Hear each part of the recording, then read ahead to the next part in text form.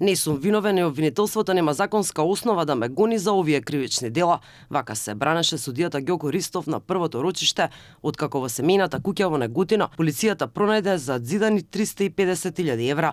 На Ристов му се суди за перење на пари, противправно стекнување и прикривање на имот. Тој тврди дека парите се на неговите родители, а ако обвинителството го товарело за перење на пари, тогаш треба да докажат од каде му биле парите. Од обвинителството кажаа дека не обезбедиле докази од кое друго кривично дело потекнуваат парите, туку се сомневаат дека се од подкуп. Обвинителката Искра Хаджи Василева е убедена дека судијата Ристов е виновен. Според доказите, постоело силно сомнение дека парите потекнуваат од подкуп. Перењето пари секогаш подразбира нелегален имот, но стандардот и степенот на кој треба да се покаже дека таквите пари и имот потекнуваат од казниво дело, по конкретниот случај со перењето пари е на стандард, на степен на основано сомневање.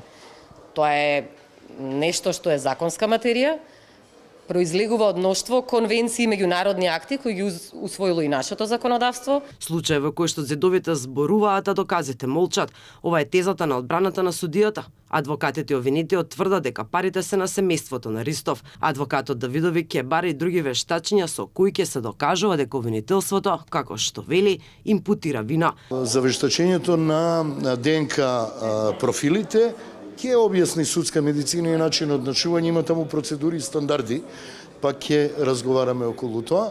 А интересно е графолошкото што не го направиле.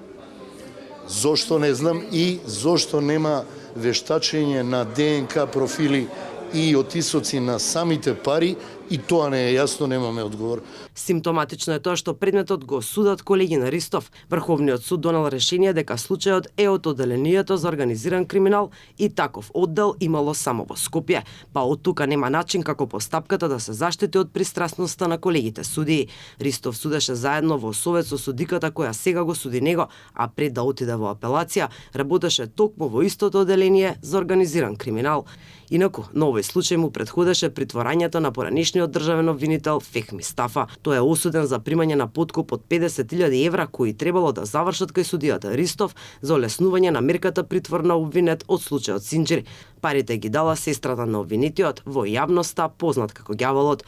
Фехми Стафа се спогоди и доби затворска казна од година и пол.